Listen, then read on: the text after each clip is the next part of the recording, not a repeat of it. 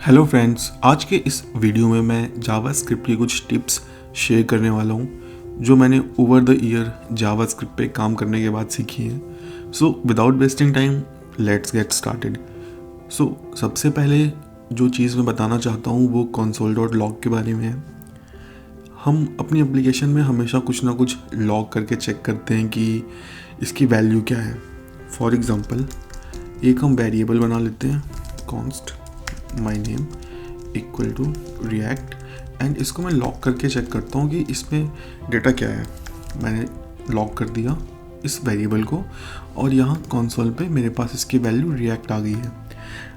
हम एक और वेरिएबल बना लेते हैं const my another name, इसकी वैल्यू मैं js रख देता हूँ और इसको भी लॉक करते हैं। तो यहाँ पर मेरे पास रिएक्ट भी लॉग हो गया है और js भी लॉग हो गया है, बट मुझे ये नहीं पता कि ये जो रिएक्ट वैल्यू है ये किस वेरिएबल में है या ये जो js है ये किस वेरिएबल में है। मुझे बस एंड रिज़ल्ट पता है, बट ये किस कंटेनर में है या किस वेरिएबल में है मुझे नहीं पता। तो ये प्रॉब्लम को सॉल्व करने का सबसे इजी वे है कि जब भी हम कुछ भी कंसोल करें हमें बस उसे एक कर्ली ब्रेस में रैप कर देना है। इससे क्या होगा कि थोड़ा मैं ग्रामेटिकल मिस्टेक करेक्ट कर लेता हूँ यहाँ पे सो दैट ये वर्डिंग चली जाए। ओके सो अब यहाँ पर क्या है कि मैंने अपने वेरिएबल्स को कर्ली ब्रेस में रैप कर दिया है जिससे ये एक ऑब्जेक्ट बन गया है। और जब मैं इसको सेव करके रन करूँगा तो मेरे पास कंसोल में वैल्यूज़ तो होंगी बट साथ में उन वेरिएबल्स के नाम एज अ की रहेंगे। फॉर एग्ज़ाम्पल माई नेम के अंदर रिएक्ट है एंड माई अनदर नेम के अंदर js है। सो इस ट्रिक का यूज़ करके हम अपना थोड़ा टाइम सेव कर सकते हैं। हमें सिर्फ कंसोल देख के पता चल जाएगा कि ये वैल्यू किस वेरिएबल के अंदर है। जो मैं अगली टिप शेयर करना चाहता हूँ वो है फंक्शंस के बारे में। अगर आपने 2-3 प्रोजेक्ट का कोड कभी भी खोल के देखा होगा जो मे बी पुराना हो तो आपको कुछ ऐसा कोड ज़रूर देखने को मिला होगा। कोई एक फंक्शन होगा और उसमें खूब सारे आर्ग्यूमेंट्स होंगे।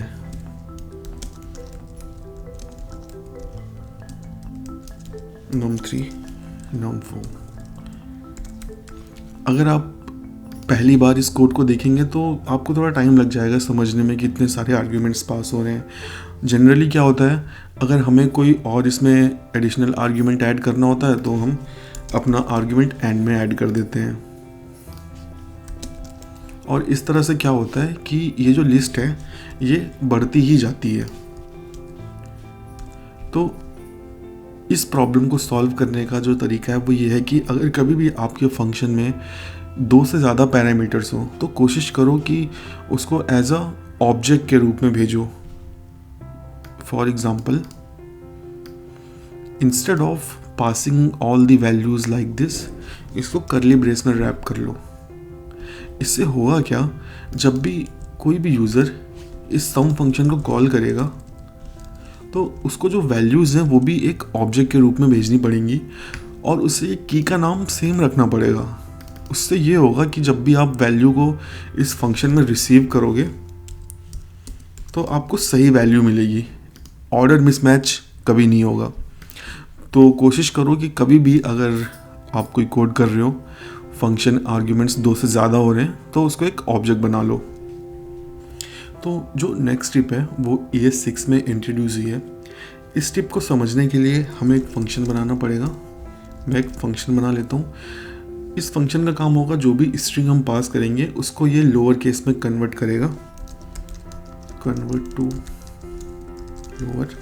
हमारे पास इनबिल्ट फंक्शन है जावास्क्रिप्ट का कन्वर्ट करने के लिए, हम वो भी यूज़ कर सकते हैं, but for the sake of demonstration मैं ये फंक्शन बना रहा हूँ और यहाँ पे मैं रिटर्न कर देता हूँ return str dot to lower case.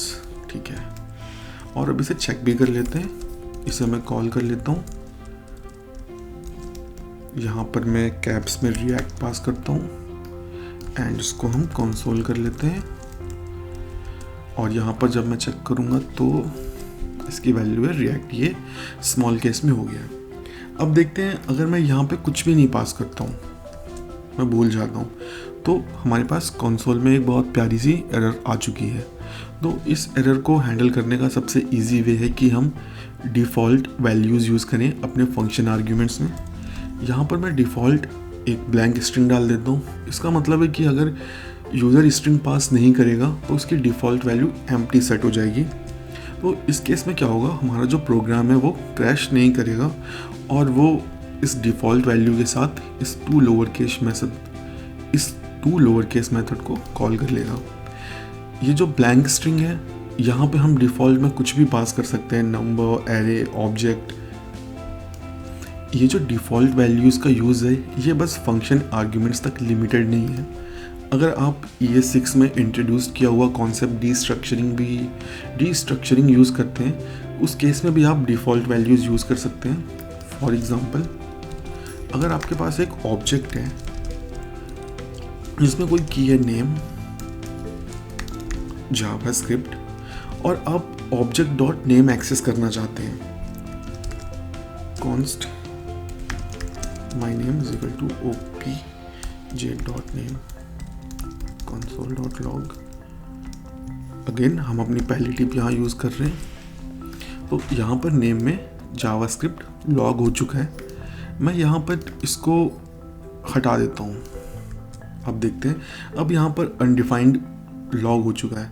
अगर हम चाहते हैं कि अनडिफाइंड लॉग ना हो, कोई ब्लैंक स्ट्रिंग, नॉट अवेलेबल या डबल डैश, तो उसके लिए हम क्या कर सकते हैं, इसे डीस्ट्रक्चर कर सकते हैं विथ डिफ़ॉल्ट वैल्यूज़।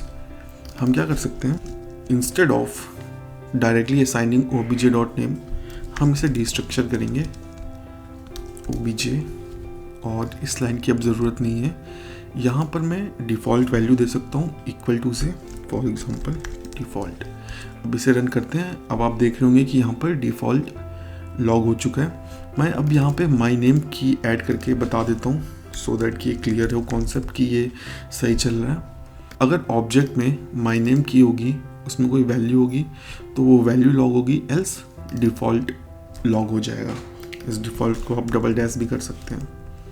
ये जो डीस्ट्रक्चरिंग है और ये जो डिफ़ॉल्ट वैल्यू है, इसका जो बेस्ट यूज़ केस निकल के सामने आता है वो तब जब हम मैप, फिल्टर या रिड्यूस इस तरह के हायर ऑर्डर फंक्शन यूज़ करते हैं अपने डेटा पे। फॉर एग्जांपल, मेरे पास एक एरे है, एरे ऑफ ऑब्जेक्ट, और हम सपोज कर लेते हैं कि इसमें एक आईडी की है और नेम है और इसमें n नंबर ऑफ कीज़ हैं, बट मुझे सिर्फ आईडी चाहिए और मुझे इस पर फिल्टर लगाना है। तो हम क्या करते हैं, एरे कॉन्स्ट आईडीज़। अभी मैं डमी कोड लिख दे रहा हूँ जिसका कोई लॉजिकल सेंस नहीं हो सकता है, बट ये बस डिमॉन्स्ट्रेशन के लिए। हम क्या करते हैं, फ़िल्टर चलाते हैं और यहाँ पर एक फंक्शन कॉल बैक पास करते हैं। पहला आर्गुमेंट हमारा डेटा आ गया और फिर हम d.id equal to something match करते हैं। तो ये करने की बजाय हम क्या कर सकते हैं, यहाँ पर डीस्ट्रक्चर कर सकते हैं।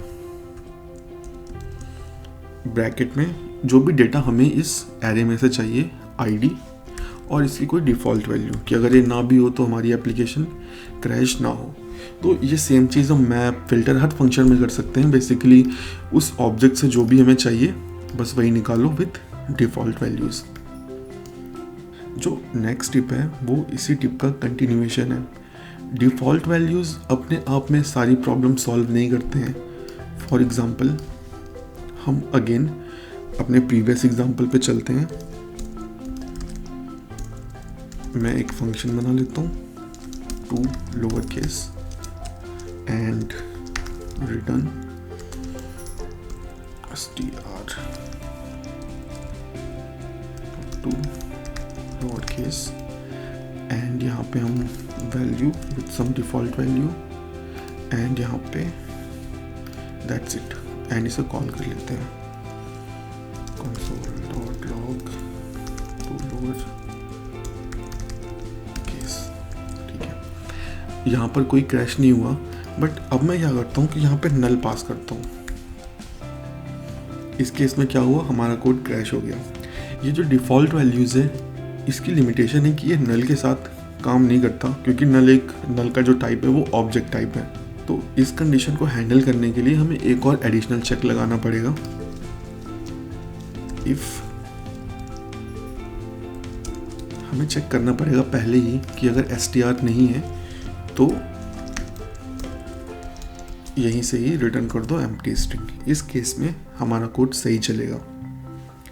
इस प्रॉब्लम को सॉल्व करने का एक और अच्छा तरीका है जो इससे थोड़ा सा और क्लीनर वे है। हम और ऑपरेटर का यूज कर सकते हैं।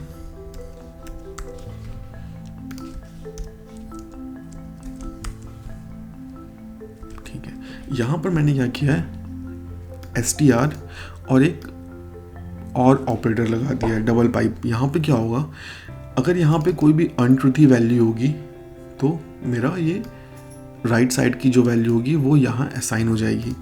इसे मैं कर देता हूँ NA सो दैट थोड़ा ये विजिबल भी हो डेमो में। यहाँ पे NA लॉग हो गया है। अब अगर मैं यहाँ पे भेजता हूँ यस, तो आप देख रहे होंगे कि 2 लोअर केस मेथड चल रहा है। और अगर मैं यहाँ पे भेजता हूँ नल तो NA। अगर मैं इसे अनडिफाइंड भेजता हूँ तब भी देख लेते हैं कि ये प्रॉपरली चल रहा है। जी हाँ, तो अब ये हर केस में चलेगा।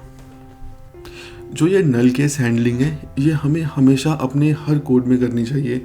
फॉर एग्जांपल जब भी हम टू स्ट्रिंग मेथड कॉल करें हमेशा हम ये और ऑपरेटर का यूज़ करें सो दैट हमारी एप्लीकेशन कभी भी क्रैश ना हो।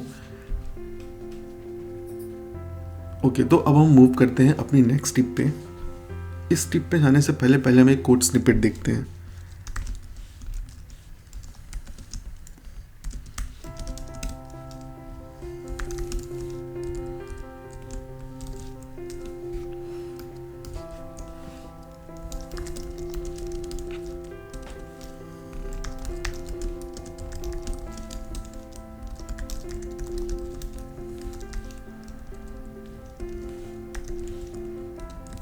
ठीक है, तो यहाँ पर हो क्या रहा है, एक वेरिएबल है num जिसकी वैल्यू है 10, एक फंक्शन है show जो बस console.log कर रहा है yes, एंड यहाँ पे कंडीशन लिखी हुई है कि अगर num की वैल्यू ग्रेटर देन 0 है तो show को कॉल कर लो। अब इसे हम रन करते हैं तो हमारा फंक्शन कॉल हो गया है, यहाँ पर वैल्यू लॉग हो चुकी है। अगर आपको कभी भी ऐसा करना हो जहाँ पे आप चेक कर रहे हैं कि कोई वैल्यू सेटिस्फाई हो रही है एंड देन आपको कोई फंक्शन कॉल करना है, तो आप इस कोड को हटा सकते हैं और इसे 1 लाइन में कन्वर्ट कर सकते हैं। अभी के लिए वैसे कमेंट कर देता हूँ और चेक करते हैं कि कैसे हम इसे 1 लाइन में कन्वर्ट कर सकते हैं। हमें बस अपनी कंडीशन लिखनी है, एंड ऑपरेटर का यूज़ करना है और उसके बाद अपना फंक्शन कॉल कर लेना है। अब आप देख रहे होंगे कि यहाँ पर भी मेरा फंक्शन कॉल हो गया है। तो ये कैसे वर्क करता है कि जो एंड ऑपरेटर है ये पहले लेफ्ट साइड की कंडीशन चेक करता है, अगर ये ट्रू होती है तभी ये राइट साइड में जाता है। तो अगर ये सेटिस्फाई होगी तभी आपका ये फंक्शन कॉल होगा।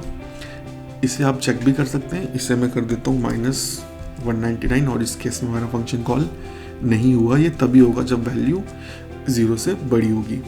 तो इस टिप का यूज़ करके आप अपने कोड को और छोटा कर सकते हैं। तो अब नेक्स्ट टिप देखते हैं। नेक्स्ट टिप को समझने के लिए कोड स्निपेट देखते हैं। मैं एक ऑब्जेक्ट बना लेता हूँ और चेक करते हैं कि अगर ऑब्जेक्ट एग्जिस्ट करता है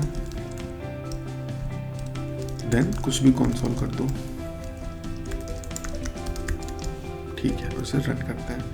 तो यहाँ पर हम क्या कर रहे हैं, एक ऑब्जेक्ट मैंने एम्प्टी ऑब्जेक्ट क्रिएट किया और यहाँ पे चेक कर रहे हैं कि अगर ऑब्जेक्ट एग्जिस्ट करता है देन आप कुछ भी लॉक कर दो। बट यहाँ पर क्या, मैं बस चेक कर रहा हूँ कि ये एग्जिस्ट करता है, मतलब ये जो ओबीजे है इसकी जो वैल्यू है वो ऑब्जेक्ट टाइप की है। कई बार क्या होता है कि हमें बूल रिजल्ट चाहिए होता है, तो ये जो है ये थोड़ी बैड प्रैक्टिस है कि हम यहाँ पे एग्जिस्टेंस चेक कर रहे हैं। इससे अच्छा है कि हम इसको बूल में कन्वर्ट कर लें। उसके लिए इस ऑब्जेक्ट एग्जिस्ट, ये मैंने एक वेरिएबल बना लिया है और हमें क्या करना है, बस 2 नॉट ऑफ लगा देने हैं किसी भी वेरिएबल के सामने। उससे क्या होगा कि मुझे एक बूल रिजल्ट मिल जाएगा। अब इस ऑब्जेक्ट एग्जिस्ट की वैल्यू या तो ट्रू होगी या तो फॉल्स होगी, और ये हम चेक भी कर सकते हैं। ये देखिए इसकी वैल्यू है ट्रू। अगर मैं इसको बाहर लॉक करता हूँ और इसको मैं कर देता हूँ नल, अब इसकी वैल्यू हो गई है फॉल्स, क्योंकि अब ये नल हो गया, एग्जिस्ट नहीं करता है। तो अगर कभी भी आपको चेक करना हो कोई ऑब्जेक्ट एग्जिस्ट करता है कि नहीं, तो instead of simply passing that whole object into if, उसको आप बूल रिजल्ट में कन्वर्ट कर लें। इसका सबसे अच्छा एग्जांपल, अगर आप रिएक्ट एंगुलर व्यू में काम कर रहे होंगे तो आप अपने प्रॉप्स में हमेशा ऐसे कुछ पास करते होंगे। फॉर एग्जांपल कोई भी एक कंपोनेंट है और यहाँ पे आपको कोई प्रॉप पास करना है, लाइक इज़ डिसेबल्ड। तो जनरली हम क्या करते हैं, कोई डेटा होता है, data and data dot for example document ID, ठीक है। अब यहाँ पे क्या, चलो डेटा की एग्जिस्टेंस तो ठीक है, चेक हो गई। यहाँ पर जो सही तरीका है क्या, आप इसे बूल में कन्वर्ट कर लो और इसको भी बूल में कन्वर्ट कर लो। तो अब यहाँ पे क्या, ट्रू एंड ट्रू, ये एक्चुअल में बूल एंड रिजल्ट कंपेयर हो रहे हैं instead of comparing string and object type. तो आज के वीडियो में बस इतना ही। Let me know in comments अगर आपके पास भी कोई छोटी सी टिप या ट्रिक है जावास्क्रिप्ट के बारे में।